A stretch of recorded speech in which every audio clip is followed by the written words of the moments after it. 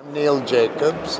Have a company called Wild Origins, brand new, only 3 or 4 months old, and we're here at Tourise in Riyadh. And one of the things I do is I'm on the board or the advisory board of Tourise, which is what brings me here. This Amazing. week.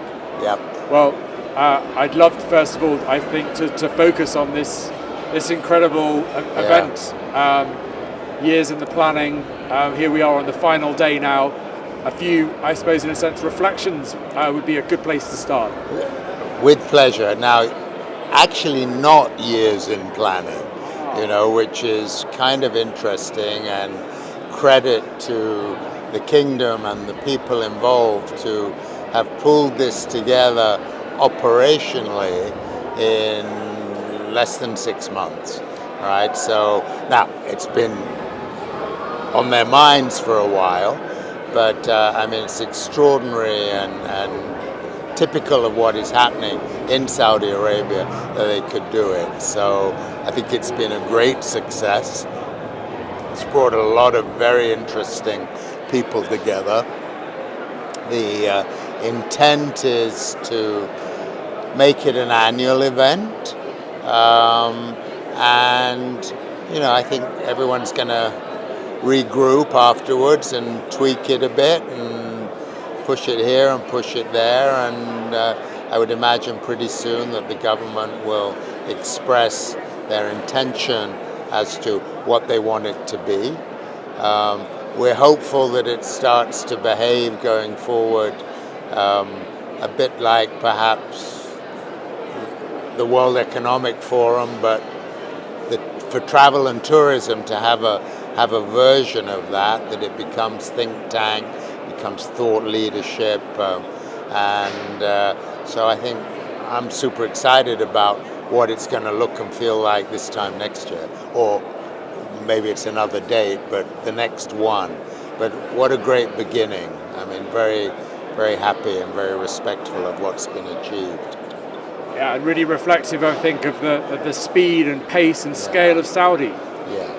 Well, it's unprecedented, isn't it? My last company was Six Senses, and which brought me back to Saudi after quite a few years. And Six Senses has 5 projects in the kingdom. We were the first to open. We actually opened the first hotel in the Giga projects that they call them under development, and we opened in the Red Sea project, but actually in the desert, not on the water. And that's been 18 months, 2 years ago.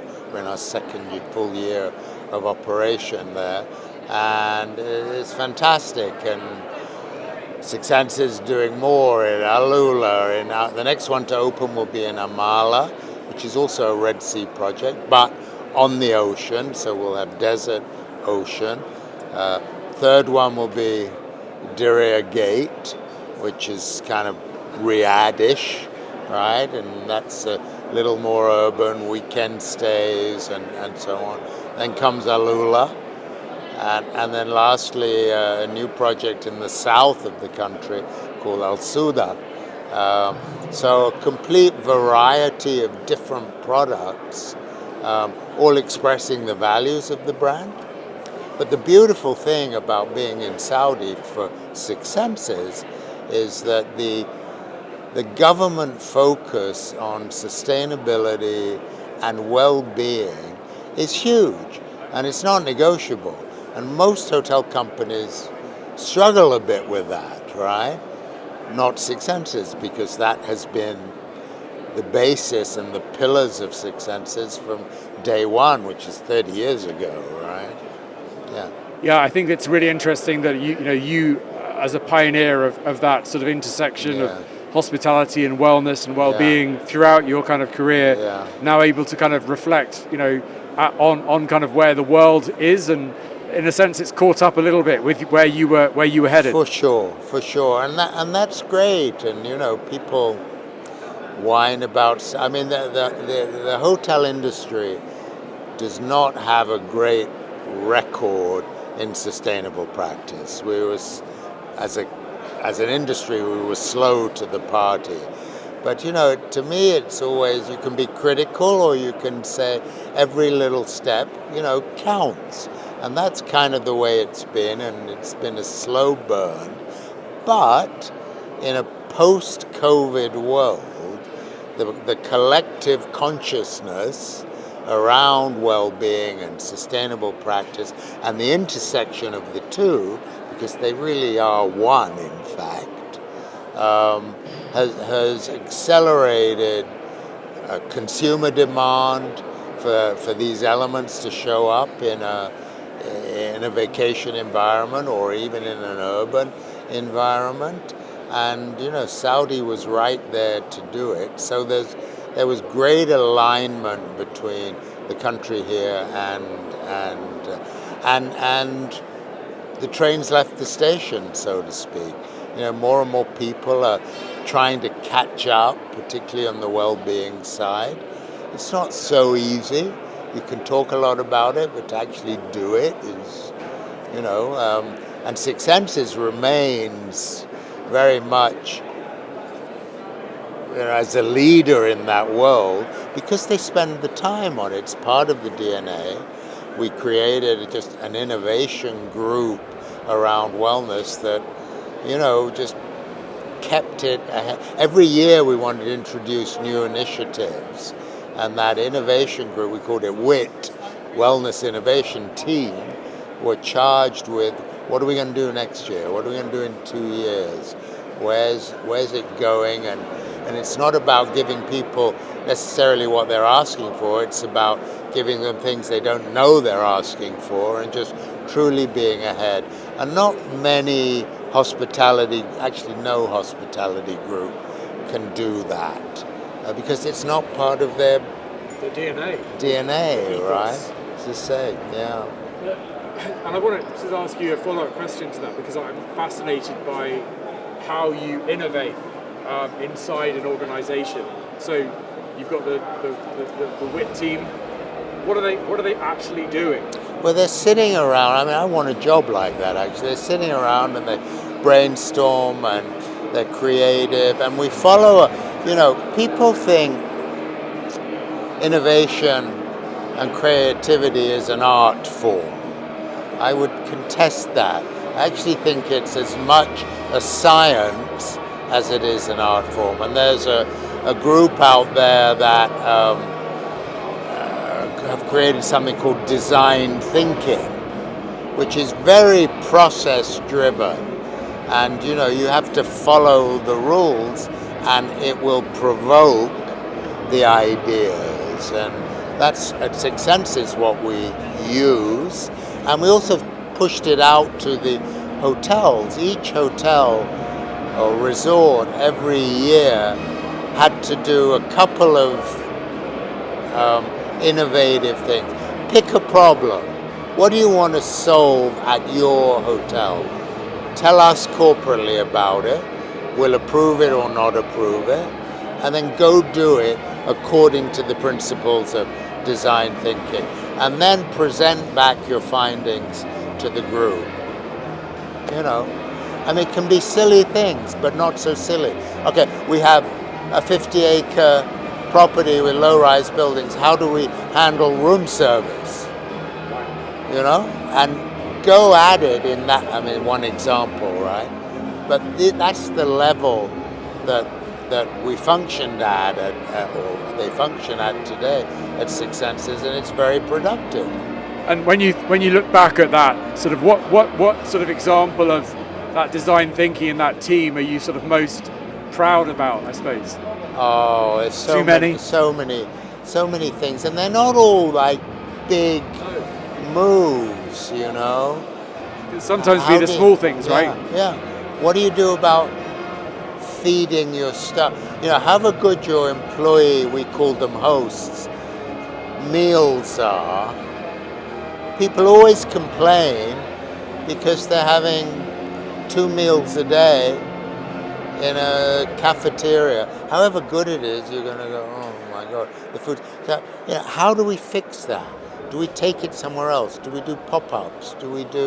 What do we do to keep people happy? because the food is super important. We created something, took 2 years to create, called Mission Wellness, because we were very good at wellness for our guests. We were less good at it for our hosts. So it was like, let's create this very granular program around employee wellness that include mental wellness, that include financial wellness, not just kind of, I want to go to the doctor. I mean, the biggest problem in the United States today from a personal health standpoint is loneliness, and mental illness, particularly the last few years. So we cover all of that stuff with the host. So that's kind of one of the things I'm most proud of that we created. Healthy hosts, great, amazing experiences for guests, right? And a healthy life, and that kind of is the right thing to do. It's also good for retention of people in an environment where the hardest thing to do is find the right people. So, I mean, expresses the culture of the company in a really authentic sense, that it's not just for the guests, it's equally for the employees. So that there's nothing, there can only be good things that come out of it, Let's talk about now. Yeah. So Sixth Sense's incredible journey, but obviously, there's still some fire in your belly here. There's another mission. Yeah. So tell me more about that.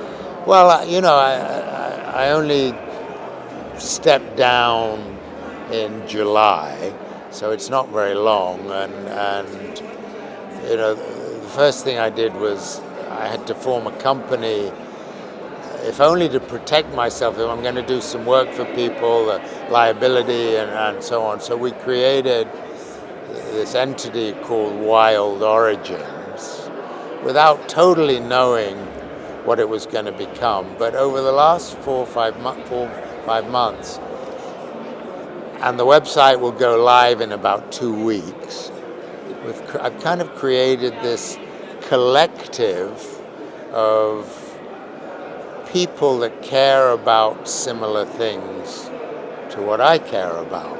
And it's not only about hospitality or hospitality around the edges. Yes, there's hotels, there's development, there's real estate, there's clubs, there's all kinds of things. I have doctors on it. I have actually King Charles's physician is on. So, and I've called these people the originals. So there's about 25 to 30 people, and I'm about to start to really promote it as a collective that can solve all kinds of problems. I don't want to call it a consultancy, because it kind of is, but it's not. It's more than that. It draws on the talent of very diverse population of people that do care about the bigger issues, and so we're all very aligned. And the marketing, the strong marketing of it will start, as we go live on the website. But in the meantime, there's so much, I say business, but so many projects that have come in. I'm working with a brand that I love. It's called Capella. Beautiful brand. It is, and they have a second brand called Patina, both very different, but equally as compelling. So I'm doing a lot of work for a Singaporean company who I've known for over 20 years. I'm also working with another brand that is completely different called Potato Head out of Bali, a bit younger, started as a beach club in Bali, now has hotels, and my goal there is to take it beyond Bali. We've already signed projects in Japan, we're about to sign up in Thailand, looking in the Caribbean for them. So my role there is more grow the company and advise, help the young owner kind of just take it further because he has a brand that has a lot of legs. I'm working with a group called Kane out of London, who are a big investment house, a lot of hospitality, and helping them with their hotel investments. They're a big owner of Aman. They're a big owner of the Delano brand with Accor. So I'm involved in all kinds of things with them. Residential development in Beverly Hills. So all this is, I'm on the board of Baccarat, the crystal company, which is again something completely different, but goes back to when I was in private equity, because I built the first Baccarat hotel in New York. So that kind of went full circle. So a lot of different things, and the well-being part has to show up everywhere. And that's without even really having a big push to launch the company. So there's a lot of stuff, and this has been good for me here because people have come. It's my first big conference since. So apart from being part of the organization, the opportunities that have presented themselves, wow, yeah. So I'm excited about the future. It becomes more portfolio driven than perhaps single brand driven, I think you've answered my question, which was, what are you most excited about? It's pretty obvious from this conversation that you are excited about many things, and that really, I think, is a measure of the man. I could talk with you for a lot longer than I have time for, so I just want to say thank you very much. Thank you. And it's been a wonderful Always conversation. a pleasure, and any time.